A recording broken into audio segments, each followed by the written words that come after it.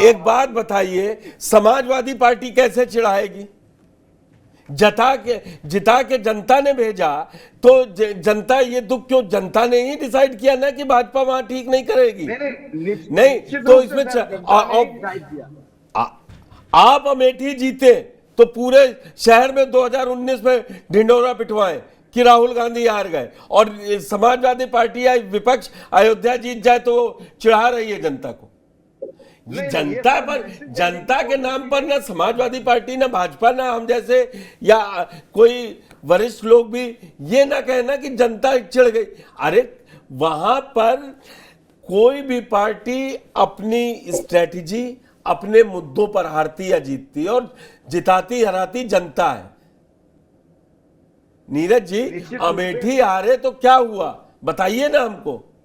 तब किसी ने नहीं कहा कि चिढ़ाया जा रहा है। नहीं था वो सर, उपचुनाव नहीं था, ये उपचुनाव है। और ये मैसेज भारतीय जनता पार्टी ने बड़े अच्छी तरीके से देने की वहां कोशिश की, कवायद की है, उसका ही मैंने बात की है। मैं क्योंकि 2 बार इस बीच में गया भी, वहां अपने स्तर से देखा भी और जांचा भी, लेकिन वहां तक जिस तरह की मुद्दों की बात हो रही है वो मुद्दे हावी नहीं हो रहे हैं। और समाजवादी पार्टी का एक चीज हमने जो अभी बताया कि वो एक मैसेज ठीक गया है, अगर उसका कुछ माइलेज मिला, जो समाजवादी पार्टी के राष्ट्रीय अध्यक्ष ने स्पष्ट रूप से कहा कि हमारे जिन बूथों पे या जिन जगहों पे पर्चियां नहीं पहुंचेंगी, हम उनके लोगों को लेके जिलाधिकारी का घेराव करेंगे। उससे उनकी पार्टी के कार्यकर्ताओं का मनोबल बढ़ा है। जिस तरह चुनाव आयोग पे बराबर समाजवादी पार्टी आरोप लगा रही है, बराबर ये बात कह रही है कि वहां सरकारी मशीनरी तांडव कर रही है, निश्चित रूप से उनका उतना असर नहीं हो रहा था, लेकिन जितना असर इस बात का हुआ कि उन्होंने कहा हम घेराव करेंगे जिलाधिकारी का, उसका थोड़ा बहुत फायदा मुझे लगता है मिल सकता है। लेकिन सरकार भी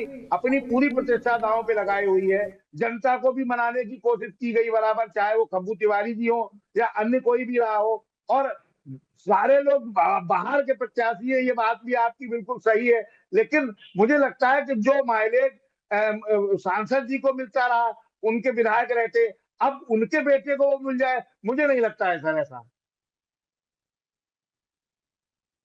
नीरज जी, कि जो बात अगर अवधेश प्रसाद में है वो अजीत प्रसाद में नहीं हो सकती। लेकिन समाजवादी पार्टी केवल, हमने, आप, ये उपचुनाव है, आपने भी माना कि सरकार का जोर रहता है, सबका जोर रहता है, लेकिन एक चीज और रहती है कि जनता पता उसमें भी कर लेती है कि क्या करना है। अगर वो पोलिंग बूथ पर वोट पड़ रहा है, लेकिन भाजपा को ये क्रेडिट देना पड़ेगा, वो कोर्स करेक्शन सही करती हैं। वो कुंदरकी में उन्होंने वो करके दिखा दिया और उस कैंडिडेट को जिता दिया जो 3 बार से हार चुके थे, रामवीर जी। तो बीजेपी से लड़ाई के लिए सिर्फ आप आरोप प्रत्यारोप लगा दें कि बूथ पे पर्ची नहीं पहुंच रही। समाजवादी पार्टी नई पार्टी थोड़ी ना है, ऐसा कोई जिला नहीं है जहां उसका कार्यकर्ता ना हो। वो क्या, जब वोट बन रहे हैं या वोट कट रहे हैं तो वो क्या कर रहे थे जी? हाँ पुष्कर जी, देखिए आपने कहा कि जब वोट कट रहे थे, बन रहे थे, तो लोग क्या कर रहे थे। लेकिन अगर वोट कटने बढ़ने की समय सीमा के बाद अगर वोट काटे जाए, तब कोई राजनीतिक दल क्या कर सकता है। इसका एग्जाम्पल आपको फर्रुखाबाद में देखना होगा। यहाँ पे कई हमारे न्यूज चैनलों ने इस बात को प्रकाशित किया, इस बात का सर्वे करके बताया कि फर्रुखाबाद में टारगेट करके जब वोट कटने बढ़ने की समय सीमा के बाद लगभग 25 से 30 हजार वोट काटे गए, जिसका परिणाम हुआ कि 2500 वोट के लगभग वहां पे भाजपा जीतती है। तो प्रशासनिक बेईमानी का कोई सीमा थोड़ी ना है कि बेईमानी इसी लेवल तक करेंगे, किसी भी लेवल तक जा सकते हैं।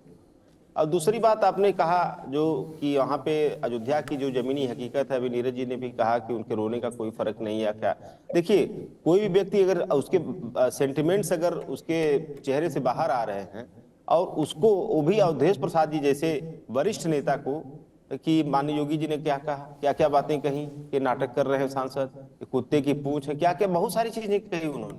तो ये जनता में जो परसेप्शन बहुत नेगेटिव इससे गया है। जो लोग थोड़ा बहुत आजाद समाज पार्टी की तरफ झांक भी रहे थे कि चलो ठीक है वो भी दलित समाज से ही हैं हमारे, मतलब रावण जी, लेकिन ये जो इधर जो 2-4 दिनों का जो डेवलपमेंट रहा जो दलित समाज की बेटी के साथ जो विभत्सा हुई, या जो माननीय मुख्यमंत्री जी ने उसके बाद जो मतलब असंवेदनशीलता का जो परिचय देते हुए जो बातें कही, इसका भी बड़ा आक्रोश है। दूसरी चीज, जो पीडीए हमारा सक्रिय है, लेकिन पीडीए का जो ए है पुष्कर जी, वो ज्यादा सक्रिय है। पीडीए तो हमारा सक्रिय है,